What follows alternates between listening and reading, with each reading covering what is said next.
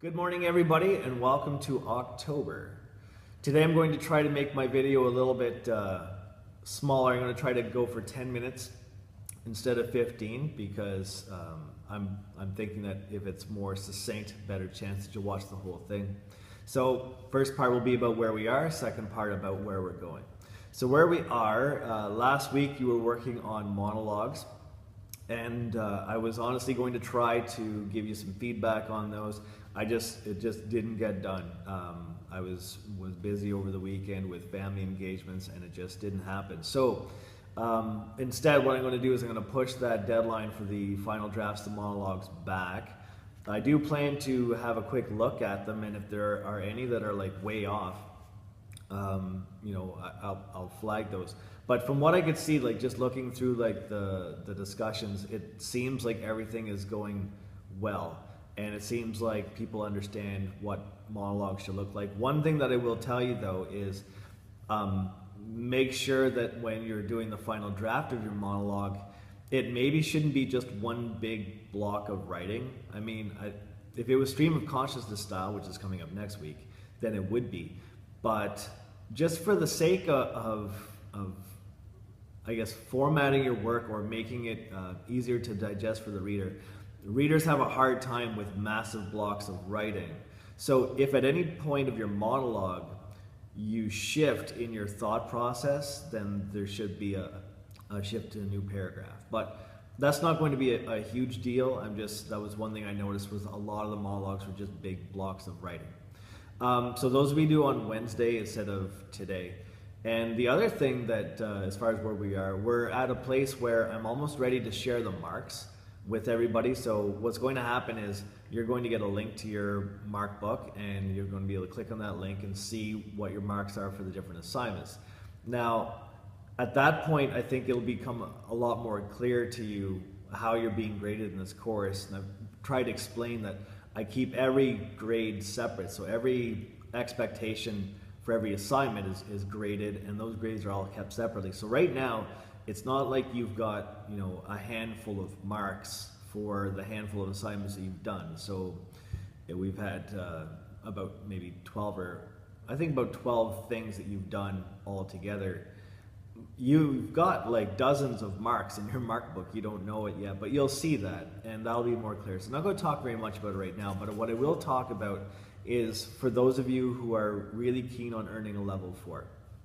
So, and a few of you have emailed me and you're worried the marks that you've gotten back so far, they aren't what you want them to be. And so what I want to do is I want to explain to you what my policy is, or my philosophy with regards to level 4, what it is.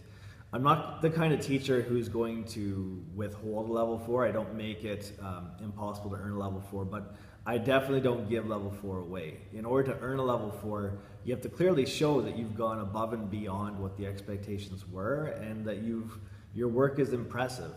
And the reason why I think that this is the fairest way to sort of frame things is because when you go to university, chances are you're not going to get rubrics which sort of clearly tell you what level 4 looks like.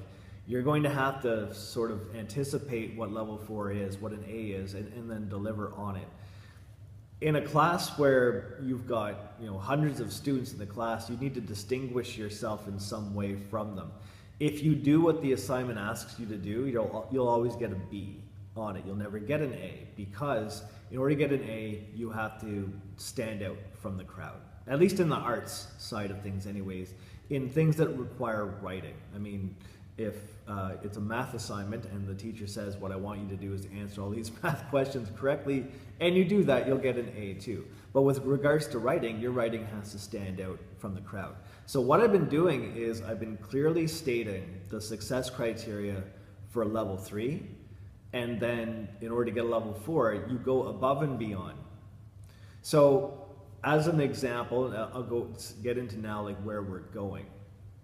So the next lesson you're going to work on has to do with rhetoric and rhetorical devices, which hopefully your English teacher has covered at some point, because if you've written essays and they haven't covered rhetorical devices and the art of persuasion, then I don't know why they wouldn't have, because the best way to write a persuasive essay is to learn persuasive techniques, and that's what rhetoric is. Rhetoric is the art of persuasion.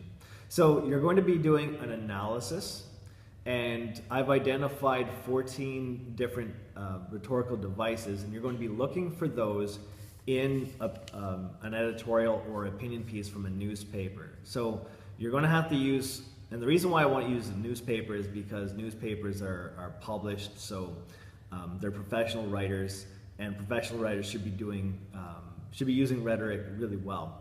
So now this isn't actually what the assignment looks like. This is actually, I believe, poster contest for the Legion. But what I want you to see is basically you've got words highlighted out of the document and then labeled by a label that says label for the device. So basically what you do is you find an editorial, you read it, you look for the devices in it, and when you find them, you highlight them and you label them accurately. Now, in order to earn level 3, the expectation for that is, and you have to do at least 2 editorials or pieces, but you can do more than that. In order to earn level 3, you have to find 10 of the devices. In order to earn level 4, you have to exceed that. You have to find 13 of the devices. So you're just going above and beyond what's required for level 3. Another example for the assignment after that, you're going to be looking at cliché, which there's cliches in terms of like figures of speech. Like my favorite is think outside the box. There was a teacher I taught with once who every time anyone ever used that phrase, he would just like outright groan because of how overused it is. That's what a cliche is. Cliche means the overuse, basically, of words or of ideas. You're going to be looking at the overuse of ideas in a piece of writing, because good writing should be as original as possible. So the response, you're going to be posting a response to your own writing. So you as a writer, when you take a look back at the fiction writing you've done in your life, and for those of you who write a lot of fiction, maybe you're writing something right now, you can look at that. For those of you who don't do a lot of writing, or you've only done school-related writing, think back to like school assignments you've done. To what extent was your writing cliche? And that's what you're going to be writing about. Now, to earn level 3, you have to write a paragraph response.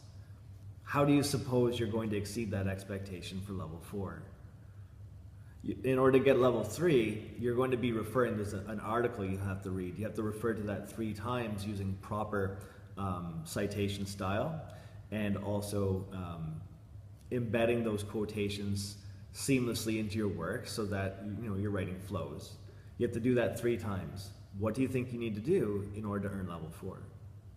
So distinguish yourself from the pack. All right, we've got about 30 students in the course.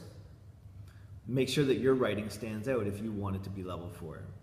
The last assignment you're going to be doing is a narrative rewrite. So it's on perspective, and you're going to be looking at different perspectives of writing, which are basically first person perspective and third person perspective. There is such a thing as second person, but nobody writes in that because it just doesn't work. And you should never ever try it, regardless of what the video tells you. You're challenged, she challenges you to try it. No, don't. All right, it will flop. So, and you'll know what I'm talking about after you do the lesson. So you're going to be choosing any third-person narrative that you have ever encountered in school or on your own, and you're going to be rewriting an excerpt of it as first person. So your finished product is going to be 1 page worth of rewrite. So you could start at the very beginning. Let's say you're doing Lord of the Flies, is a good example of something we covered at our school. So you start at the sound of the shell, and you just begin right from the very beginning, and you're choosing a particular character from the story to be your narrator, and in their voice you're narrating the story, so you're rewriting it as first person. So you're going to do like 1 page, about 1 page worth of that. What do you think you need to do in order to score level 4? How do you exceed that expectation? Don't exceed it by like doing a page and like 2 sentences, right? A page and a quarter. That's going to stand out. You will stand out among your peers, and that's how you earn level 4. All right, so those are the 3 lessons you're going to be doing. You're going to be looking at the art of rhetoric, you're going to be looking at cliche, and you're going to be looking at narrative point of view. And the assignments this week are smaller as opposed to last week's kind of ongoing piece of work, that monologue. This week is going to be slower, and then next week I plan to actually get back to that same idea of having like one piece of writing that you're going to adapt and improve throughout the week. All right, so that is, and I believe I'm somewhere around 10 minutes, so I'm happy with that. So I'm going to let you go. Work hard. Let me know if you need any help along the way. Make sure though that you do carefully go through the lesson content and do your due diligence before you start asking questions. Because if you ask a question that I know is answered by the course content or by the resources pointed out to you in the course content, I'm probably just going to direct you to go back to it anyways. All right? Anyways, have a great week, and I'll check in with you later on.